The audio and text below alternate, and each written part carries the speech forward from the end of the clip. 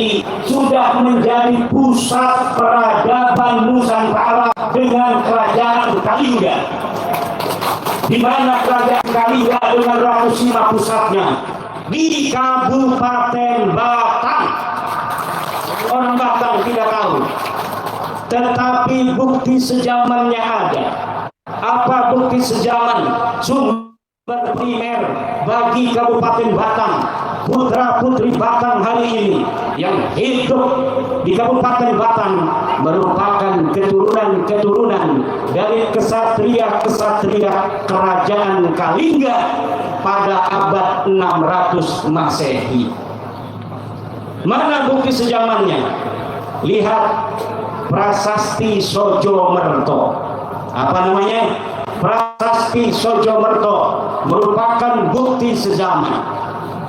Batunya 4 Masehi, abad 4 Masehi sampai 6 Masehi. Kita hitung saja kalau dia abad 6 Masehi. Kalau abad 6 Masehi, di Batang ini sudah menjadi kerajaan besar di Nusantara. Sekarang 2025 berarti sudah 1400 tahun yang silam bersamaan di Saudi Arabia. Nabi Muhammad diutus oleh Allah Subhanahu wa taala sebagai nabi. Di Batang sudah ada kerajaan bapak dan ibu. Bapak dan Raja. Ya Lukman jangan gegabah. Itu di Pemalang masih kalah. Di sini sudah abad 6 sudah ada kerajaan besar. Pemalang harus ditemukan juga batunya, batu apa itu. Di sini ada batu Sojomerto yang kadang orang Kalipucang sendiri belum tahu. Tapi orang Banten sudah tahu. Kenapa? Karena orang Banten suka dengan sejarah. Allah. Makanya jangan gegabah, dalam Al-Quran sudah dikatakan anna ashabal kahfi warraqimi kanu min ayatina ajaba, bahwa ashabul kahfi dan ashabul raqim. Ma huwa raqim? Raqim bermakna marqum ay maktub. Apa itu? Hajarun marqumun, batu yang ditulis.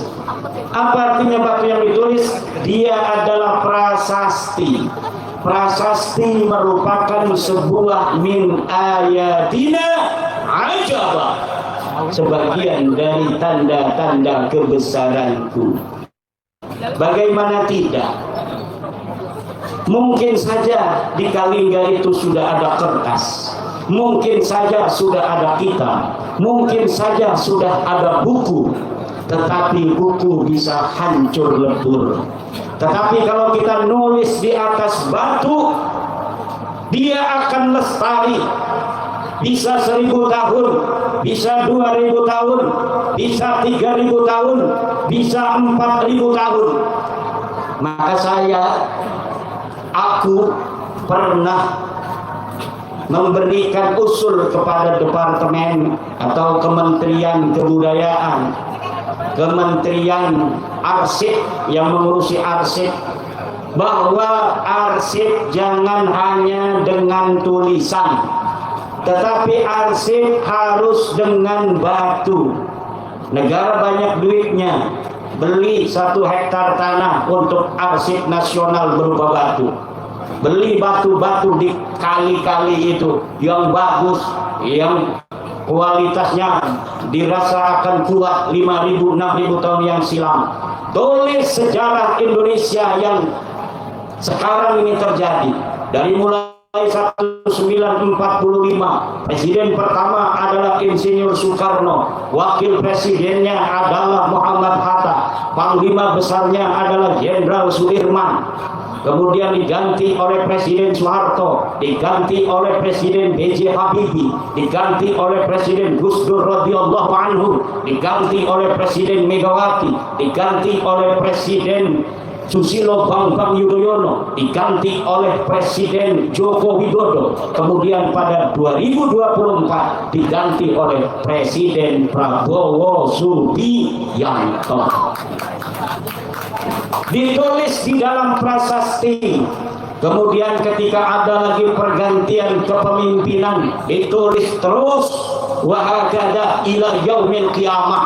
Nanti di suatu masa 2000 tahun yang silam, ketika peradaban telah berganti, mungkin saja batu-batu itu kemudian tertimbun oleh gunung Merapi, tetapi suatu masa, suatu saat akan ditemukan dan akan kelihatan bagaimana sejarah masa lalu Indonesia tahun 2025 Masehi.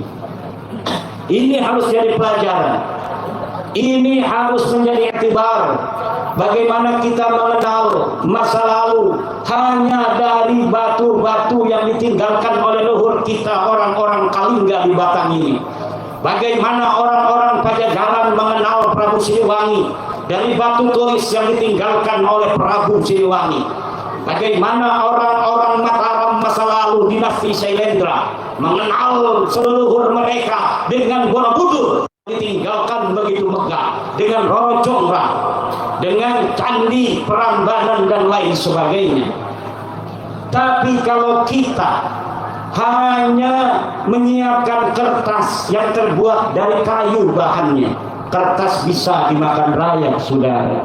YouTube ini hanya ketika Google masih ada, ketika satelit masih berfungsi. Bagaimana nanti kalau suatu saat, suatu masa terjadi perang nuklir antar galaksi, kita perang dengan alien, dihajar itu semua satelit-satelit kita, hancur lebur, kemudian Google, internet tidak ada lagi.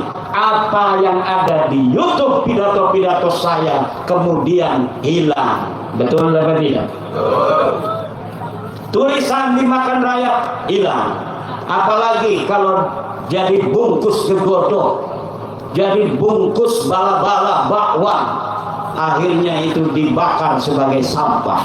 Tetapi kalau kita tulis batu, maka PWILS Kabupaten Batang, Jawa Tengah bikin prasasti, Panglima Nurman bikin prasasti tahun 2025. Aku menjadi Panglima Laskar Sabilillah Jawa Tengah. Asalku dari Kendal. Nanti kalau anak cucunya membaca itu, daripada batu-batu itu akan timbul kebanggaan. Karena ibu-ibu, bagaimana cara kita mampu menundukkan sebuah bangsa sehingga bangsa itu akan menjadi seperti bebek, seperti kambing yang dapat kita kendalikan, yang dapat kita jajah, yang dapat kita jadikan budak. Caranya adalah dengan menghancur leburkan sejarah masa lalu bangsa itu, sehingga mereka akan terputus dengan leluhurnya, sehingga mereka akan terputus dengan masa lalunya, dengan sejarahnya yang begitu besar, dengan sejarahnya yang begitu mengagumkan. Karena apa? Jiwa manusia, otak manusia memiliki memori. Dia sejak lahir akan mengenang apa yang dikatakan oleh orang tuanya. Apabila orang tuanya mengatakan suatu sejarah yang sebenarnya ini adalah sejarah palsu, maka yang akan diingat oleh dirinya adalah sejarah palsu sampai dia wafat kembali kepada Allah Subhanahu wa Ta'ala. Tetapi ketika seorang ibu mengatakan kepada anaknya, engkau adalah bangsa Batang, engkau keturunan Kalingga, engkau keturunan Ratu Sima, tidak ada koruptor yang berani untuk korupsi di masa Ratu Sima, tidak ada maling yang berani maling. Sepeda diletakkan di depan rumah, tidak akan ada yang mencuri kalau di zaman Ratu Sima. Kenapa? Karena Ratu Sima yang berasal dari Batang ini, saudara, jangankan orang lain, anak sendiri dieksekusi ketika dia melanggar hukum. Kalau kita belajar tentang keadilan hukum, belajar kepada orang Batang, karena mereka adalah keturunan Ratu Sima.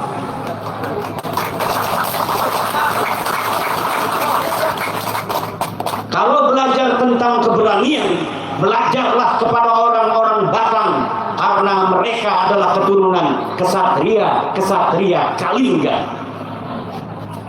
Kami tidak mengenal Kiai Kalingga apa, kita memulai Batang Jaman Bengen. Kenapa? Karena memang sejarahnya belum dieksplorasi oleh putra-putra Batang sendiri. Darah di Batang itu bangketa, bukan. Batang adalah dahan yang terkuat, yang darinya muncul kemudian buah-buahan yang lebat, yang manis rasanya. Itulah Batang. Siapa orang yang hari ini mencatat tentang sejarahnya yang luhur, maka anak cucunya akan mengetahui keluhurannya. Siapa orang yang lalai mencatat sejarahnya, maka anak cucunya kemudian akan melupakannya. Untung Kiai Nur Hasan malam hari ini ngehol embah-embah kali puncak. Kiai Nur Rahman, ada panglima Tegal segala ini, masya Allah. Ini Gus Dur rambutnya aja nggak bisa dipotong pakai luar biasa.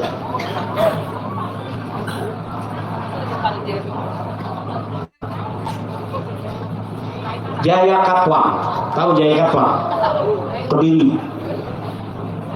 Itu masa lalu Jaya Katwang dari kerajaan Kediri. Kenal Ken Arok, Singosari. Kenalnya Walid, semua Walid. Kita harus mengenal yang namanya Ken Arok. Kita harus mengenal yang namanya Jaya Katwang. Kita harus mengenal Raden Wijaya. Kita harus mengenal Lembu Sora. Kita harus mengenal Arya Teja. Kita harus mengenal Patih Nambi. Kita harus mengenal Raden Patah. Kita harus mengenal Sunan Gresik. Kita harus mengenal Sunan Ampel. Kita harus mengenal Sunan Muria. Kita harus mengenal Sunan Bonang. Kita harus mengenal Sunan Kalijaga. Kita harus mengenal Sunan Gunung Jati, Syarif Hidayatullah. Makanya anak-anak kita suruh nyanyi. Nyanyinya jangan balonku ada 5, itu aja nggak apa-apa, itu dihafal. Tapi ditambahin lagu Wali Songo, Syarif Hidayatullah. Saya juga hafalnya Syarif Hidayatullah karena nadanya terakhirnya enak sekali, Syarif Hidayatullah. Gimana pertanyaannya? Sunan Gresik. Hafal semua, Bu? Ayo kita nyanyi bareng-bareng. Sunan Gresik. Terus yang anteng.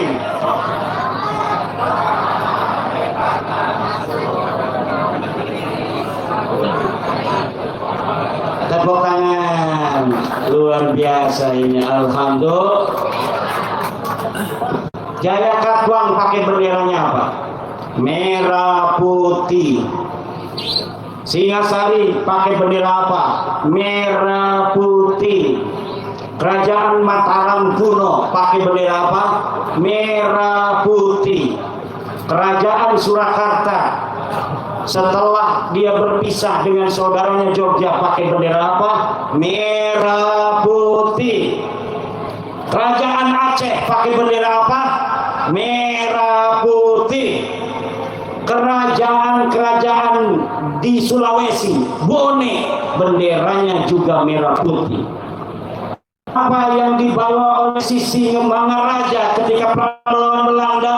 Apakah dia pakai bendera-bendera yang lain? Tidak. Dia memakai bendera merah putih. Pangeran Diponegoro 1825 ketika perang Jawa, bendera apa yang dia gunakan? Merah putih. Majapahit benderanya apa? Merah. Kerajaan yang warnanya Golkar itu cuma Banten sama Demak, warnanya kuning, namanya kerajaan Golkar. Karena Banten itu anaknya Demak, jadi benderanya sama kuning, tapi yang lainnya merah putih. Makanya karena kebanyakan bendera-bendera Nusantara adalah merah putih. para depan father bangsa kita, Insinyur Soekarno, Muhammad Hatta, Husni Tamrin dan lain sebagainya, kemudian mensepakati bahwa bendera kita adalah merah, merah, merah. Jadi merah putih sudah ribuan tahun bersama anak-anak bangsa Nusantara. Tidak ada yang mengatakan sejak zaman dulu para sejarawan bahwa merah putih hanya keluar baru tahun 1945. Tidak, saudara. Tapi merah putih bersama bangsa Indonesia sudah ribuan tahun yang silam. Dari saripati budaya dan memori kolektif bangsa Indonesia terciptalah bendera kesayangan kita, merah putih, yang hari ini ada di lengan-lengan para laskar sabilillah perjuangan Wali Songo Indonesia dan Banser Ansor. Saya ledek tadi Bapak polisi dengan Bapak TNI. Kenapa kalah dengan PWI ada lambang bendera merah putih? Banser, ketuanya mana? Ketua Batang pakai banser, ada merah putihnya. Tentara sudah nggak ada, polisi di bajunya nggak ada. Kata Kiai Kesepuan, karena tentara dan polisi merah putihnya sudah ada di dalam dada dan sudah ada di dalam jiwa. Tetapi khusus PWLS, walau merah putih itu terletak di bajunya, tapi dia juga selalu berkibar-kibar di dalam dada dan jiwa daripada para laskar sabilillah perjuangan Wali Songo Indonesia. Di merah putih ini harus berkibar ila yaumil qiyamah. Indonesia ini ibu tahun 45 anugerah yang sangat terbesar bagi bangsa Nusantara. Dari zaman dulu kita di bangsa Nusantara ini terdiri dari berbagai macam kerajaan-kerajaan. Tahun 1 Masehi kerajaannya cuma ada di Banten, nama Salaka Negara. Kemudian 4 Masehi itu ada di Martapura di Kalimantan, kemudian Kalingga ada di Batang, kemudian Tarumanegara ada di Bekasi, tapi berbeda-beda kerajaannya. Kemudian abad-abad selanjutnya, pada abad ke-10 Masehi muncul Singosari, kemudian Mataram kuno abad ke-7, abad 13 muncul Majapahit. Majapahit hampir saja menguasai seluruh Indonesia, tapi sayang umur Majapahit tidak begitu panjang, hanya 200-an tahun Majapahit. Kemudian muncul kesultanan Islam di Demak, ada kesultanan Islam didirikan oleh Raden Patah Demak. Di Giri Kedaton di Jawa Timur ada Kesultanan Kedatuan Giri. Di Cirebon kemudian ada Kesultanan Cirebon. Di Banten Kesultanan Banten. Di Jayakarta itu fasal daripada kesultanan yang ada di Banten. Tapi kita belum pernah bersatu seperti tahun 45 dari Aceh sampai Papua. Tetapi tahun 1945 alhamdulillah kita bersatu dari Sabang sampai Merauke di bawah satu bendera merah putih dengan satu dasar Pancasila. Ini harus dijaga. Ini harus jangan sampai dipecah belah. Tidak boleh lagi orang-orang yang ingin kemudian merubah negara kita dari negara kesatuan Republik Indonesia kemudian dipecah-pecah kembali seperti masa lalu. Kenapa? Karena kalau sudah dipecah-pecah lagi, maka akan mudah dikuasai bangsa lainnya. Hari ini kita bangsa besar, kita bangsa yang keempat di dunia terbesar secara penduduk. Pertama di China, di India, Rusia, Amerika, Indonesia. Kelima, ini negara yang sangat diperhitungkan dunia. Jadi setiap anak, setiap putra Indonesia itu masuk catatan. Walaupun kita ini hanya rakyat biasa, RT aja bukan, tetapi masuk catatan untuk kebanggaan kita sebagai bangsa besar di dunia, bangsa Indonesia. Apa yang dikatakan Bapak Prabowo di forum dunia kemarin, wahai orang-orang Turki, bangsa Turki, ada salam dari 280 juta penduduk Indonesia. Berarti kita ini yang satu ini ke bawah, disalamin oleh Bapak Prabowo kepada penduduk Turki. Ini kebanggaan. Coba kalau kerajaannya kita sekarang kerajaan Batam, mau merdeka dari Indonesia, penduduk Batam paling 1 juta atau 2 juta, betul? Itu tidak membanggakan. Ada salam dari 1 juta penduduk negara Batam. Tapi marilah kita jaga Indonesia ini selama-lamanya. Nama Indonesia ini adalah nama yang barokah. Indonesia. Indonesia adalah berarti Nusantara. Negara yang terdiri dari 17.000 pulau. Yang terdiri dari berbagai macam suku bangsa. Ada Jawa, ada Sunda, dan ada yang lainnya. 280 juta terdiri dari 700 suku, bahkan menurut BPS 1.400 suku bangsa. Bahasanya beda-beda. Di Batam boleh bahasa Jawa, tapi bahasa Jawa Batam berbeda dengan bahasa Jawa Tegal, betul? Orang Tegal bahasa Jawa, tapi bahasa Jawa Tegal pasti ada bedanya dengan bahasa orang Pemalang. Orang Pemalang bahasa Jawa beda dengan orang Cirebon. Katanya Banten nama Cirebon itu saudara. Tapi Kiai Abbas, ketua umum kita PWLS, ngebel saya bahasa Jawa Cirebon. Kalau bahasa kasarnya panglimanya itu Ali Hipni. Kalau ngomong bahasa Jawa biasa saya ngerti. Tapi kalau sudah bahasa Jawa halus Cirebon, saya nggak ngerti. Saya cuma jawabnya nje. Padahal nggak ngerti saya. Katanya saudara tapi ngomong nggak ngerti saya.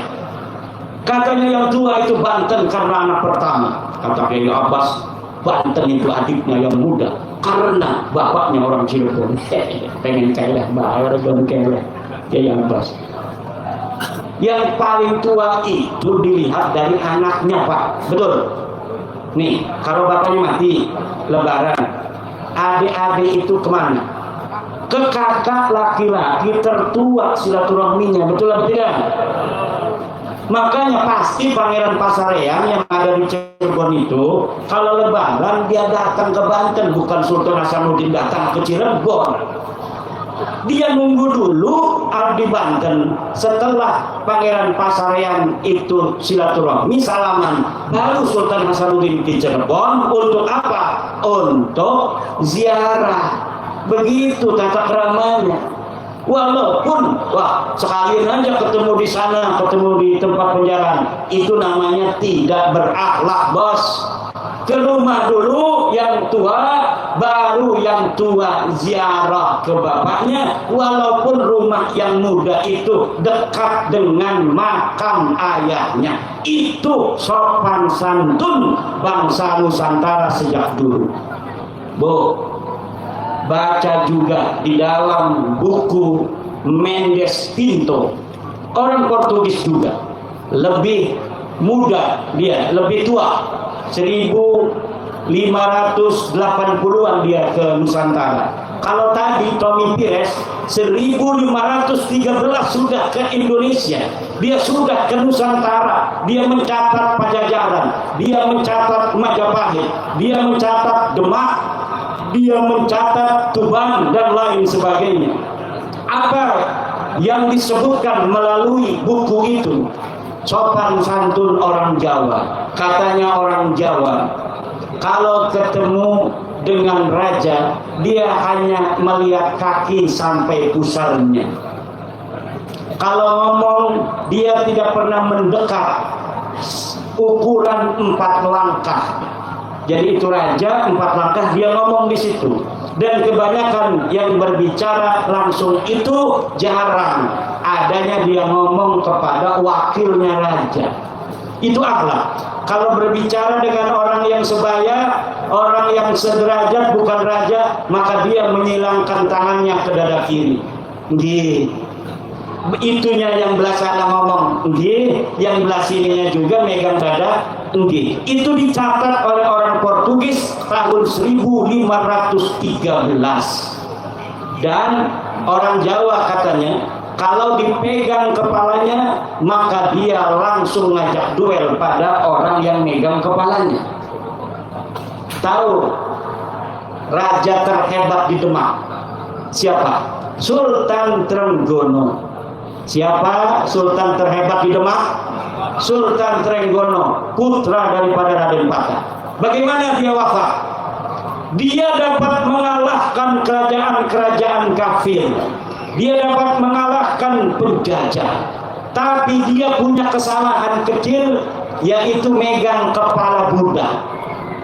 Budak kepalanya dipegang, budaknya langsung marah, langsung menusuk Sultan Demak yang namanya adalah Sultan Trenggono. Jadi dia wafat itu bukan oleh musuh, tetapi karena dia punya pembantu, anak kecil masih muda umur 17-an. Kemudian dia menyuruh budaknya ini mengambilkan sesuatu, kemudian salah sampai megang kepalanya. Sultan megang kepala si budak ini, maka budak ini langsung ngambil belati dan menusuk Sultan Trenggono. Dari mana kisah itu? Apakah khurafat? Tidak. Ini dicatat oleh sejarah-sejarah yang manuskripnya kita bisa baca di hari ini. Gak ada sejarah-sejarah Jawa khurafat nulis sejarah-sejarah palsu. Kenapa? Karena kita bukan bangsa pembohong. Kita adalah bangsa yang jujur. Kita bangsa yang telah diakui oleh dunia kejujurannya. Kita bangsa yang diakui oleh dunia kekasatriaannya. Bahkan di dalam Summa Oriental karya Portugis, orang Jawa selain dia merasa tinggi derajatnya di atas seluruh bangsa-bangsa dunia, orang Jawa juga punya kekhasan yang namanya tradisi amuk. Tradisi apa? Amuk. Apa itu tradisi amuk? Tradisi yang apabila harkat dan martabat bangsa direndahkan, maka orang-orang Jawa akan sanggup untuk mengorbankan jiwa dan nyawanya, raganya, demi mempertahankan harkat dan martabat bangsa. Ini yang dicatat oleh orang-orang luar negeri, Pak. Makanya jangan percaya dengan omongan orang-orang yang mengatakan bahwa orang Jawa itu keturunan budak, orang Jawa keturunan rendah, orang Jawa kita bohongin aja, nurut aja. Tidak, Pak. Pasti suatu hari, suatu masa kebohonganmu akan dibongkar oleh orang Jawa. Di suatu hari, di suatu masa, kalau engkau merasa lebih tinggi dari orang-orang Jawa, maka orang Jawa itu tidak akan membiarkan dirinya dihina, tetapi dia akan tunjukkan bagaimana kebesaran sejarahnya di masa lalu dan keangkuhannya di atas bangsa-bangsa lain di dunia ini. Karena memang orang-orang dari Eropa mencatat bahwa orang Jawa itu merasa sebagai orang paling mulia di dunia di masa lalu. Kenapa? Karena kekayaan kita melimpah. Kekayaan kita melimpah. Dicatat oleh Tommy Pires bahwa anjing-anjing guru dari raja-raja dan para kesatria, kalungnya kalung emas.